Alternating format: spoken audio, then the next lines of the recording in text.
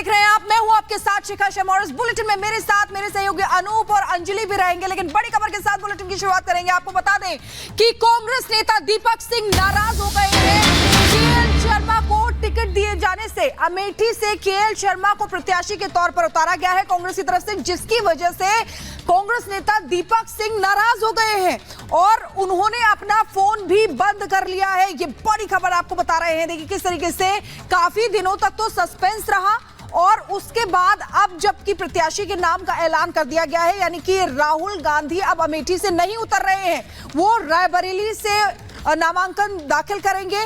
वहां से अमेठी से केएल शर्मा को टिकट दिया गया है और केएल शर्मा को टिकट दिए जाने से दीपक सिंह नाराज हो गए हैं और नाराज होकर उन्होंने अपना फोन बंद कर लिया है। ये बड़ी खबर आपको बता रहे हैं।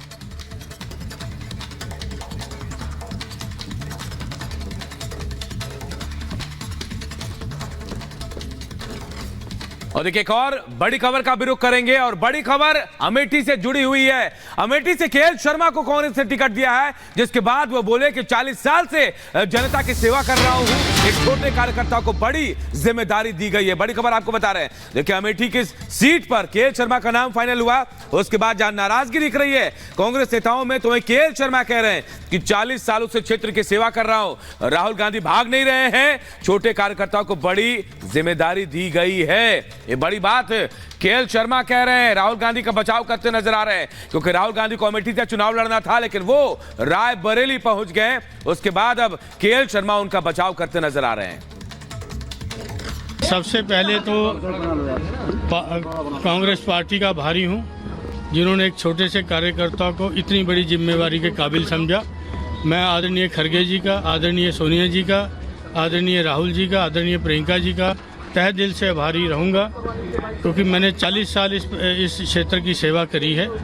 ठीक है, आज भी कर रहा हूँ, कंटिन्यू कर रहा हूँ और मेरे को बहुत खुशी की बात है कि इतने छोटे से कार्यकर्ता को उन्होंने इतनी बड़ी जिम्मेवारी दी। मैं आभारी हूँ उनका। कुछ लोग ये कह रहे हैं कि राहुल गांधी रण छोड़ करके भाग रहे हैं रायबरेली।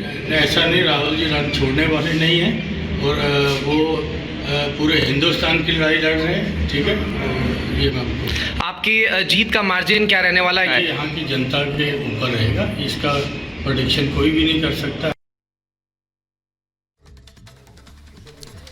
तो जब से उम्मीदवारों के नाम का ऐलान हुआ है तब से देखा जा रहा है कि बीजेपी की ओर से भी पलटवार किया जा रहा है। अब ब्रिजेश पाठक ने कहा है कि राहुल पहले वायनाड से लड़ेगा और अब रायबरेली की जनता भी उन्हें स्वीकार नहीं करेगी। रायबरेली अमेठी में तो बीजेपी ही जीतेगी। उन्होंने कहा है कि राहुल अमेठी छोड़कर वायनाड गए थे, अब राहुल रायबरेली आ गए हैं और रायबरेली की जनता उन्हें कभी स्वीकार नहीं करेगी।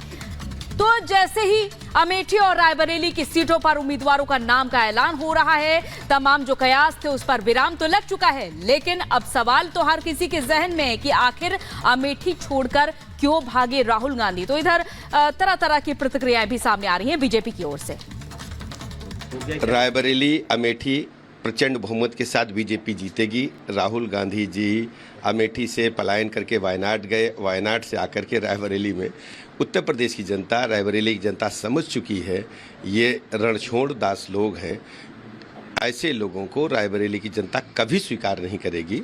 रायबरेली अमेठी सहित सभी 80 सीटों पर बीजेपी प्रचंड बहुमत के साथ जीतेगी। तो देखिए इतनी जद्दोजहद के बाद अब नामों का ऐलान किया गया, जिसके बाद से प्रतिक्रियाएं आने भी शुरू हो गई हैं। ब्रिजेश पाठक को सुन रहे थे अब गिरिराज सिंह ने भी हमला बोला है। उन्होंने कहा है कि अमेठी हारे तो अमेठी छोड़ दी, अब रायबरेली हारेंगे राहुल गांधी। ये बड़ी खबर आपको बता दें। देखिए किस तरीके से प्रतिक्रियाएं आना शुरू हो गई हैं। गिरिराज सिंह ने भी राहुल गांधी पर हमला बोला है। उन्होंने कहा कि अमेठी हारे थे तो अमेठी छोड़ दी, राहुल अब रायबरेली हारेंगे। पिछली बार स्मृति ईरानी से उनको हार का सामना करना पड़ा था। अमेठी जो परंपरागत सीट रही है उससे हार गए थे। अब रायबरेली से राहुल गांधी उतरेंगे, जिस पर गिरिराज सिंह ने हमला बोला है। गांधी परिवार अब जहां से हारती है वहां फिर दोबारा नहीं जाती। अब जैसे अमेठी से हार गया, राहुल गांधी हार गए, अब अमेठी छोड़ दिए। इस बार रायबरेली भी हारेंगे, वहाँ छोड़ देंगे। मैं तो पहले ही कहा कि बहादुर जफर शाह मुगलिया सल्तनत के अंतिम बादशाह थे, तो उसी तरह से रायबरेली भी ये गांधी फैमिली का ये अंतिम बादशाह है। और देखिए, अमेठी का रण छोड़ने पर राहुल गांधी पर अब लगातार हमले हो रहे हैं। शहजाद पूनावाला क्या कह रहे हैं राहुल गांधी को लेकर, यह भी जरा आप सबको सुनाते हैं। आज राहुल गांधी ने अमेठी को सरेंडर कर दिया। आज राहुल गांधी अमेठी में जाने से डरते हैं, क्योंकि उन्हें भी पता है कि जो उनका परिवार 50 वर्षों में नहीं कर पाया, वो 5 वर्षों में स्मृति जी, योगी जी और मोदी जी ने अमेठी के लोगों के लिए किया। और इसीलिए अमेठी जाने की हिम्मत कांग्रेस के प्रथम परिवार में नहीं है। और अब देखिए ना, वायनाड की जनता के साथ भी धोखा करना चाह रहे हैं। मतलब अमेठी ने रिजेक्ट किया तो वायनाड का इस्तेमाल किया, अब वायनाड रिजेक्ट करने वाला है तो रायबरेली के लोगों का इस्तेमाल करना। परंतु ये वायनाड के साथ जो धोखा करने वाले हैं, रायबरेली के लोग वो भी समझ चुके हैं।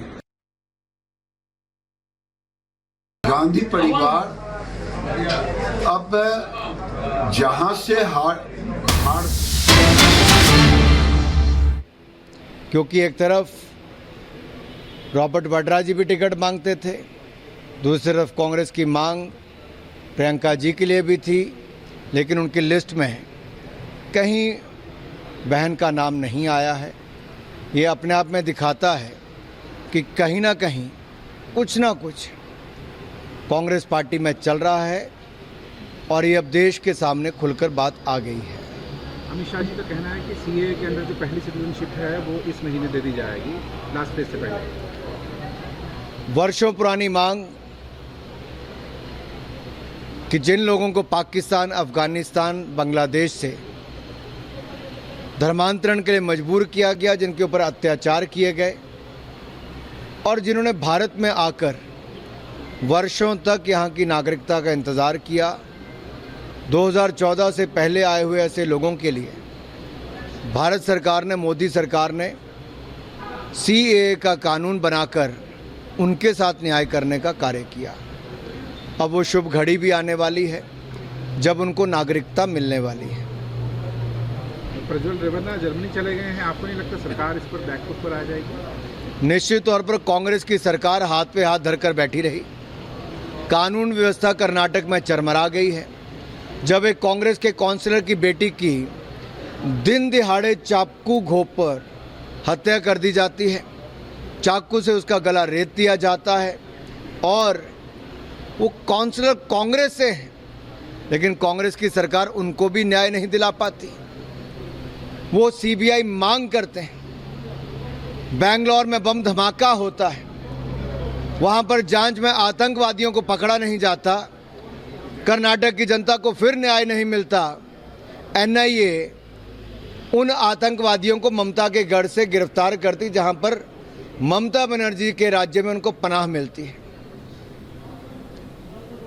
विधानसभा में, राज्यसभा के चुनाव के बाद कांग्रेस के समर्थक पाकिस्तान जिंदाबाद के नारे लगाते हैं, लेकिन कांग्रेस की कर्नाटक की सरकार कोई कार्रवाई नहीं करती। न्याय फिर एक बार नहीं मिलता। ये है कांग्रेस का कर्नाटक का नाटक। आज आप कांगड़ा में हैं और वहाँ पर जिन पर वो आरोप जड़ते हैं उनको अपनी सरकार के चलते, जहाँ कानून व्यवस्था राज्य की सरकार का विषय है। मान लीजिए अगर हिमाचल प्रदेश में भी कांग्रेस की सरकार में जिस तरह से 2 महिलाओं की, बेटियों की हत्या हुई, किसी की दराड़ से हुई, किसी की दूसरे हथियार से हुई, वो अपने आप में एक भय की स्थिति पैदा करता है। अब आप ये उम्मीद करेंगे इसके लिए केंद्र की सरकार आके प्रदेश में गिरफ्तार करेगी, तो ऐसा नहीं होता है। इसी तरह से कर्नाटक में भी अगर गिरफ्तारी करनी थी तो वहाँ की राज्य की सरकार को, जो बिल्कुल निकम्मी और निठल्ली बनी रही, कोई कदम उन्होंने उठाया नहीं।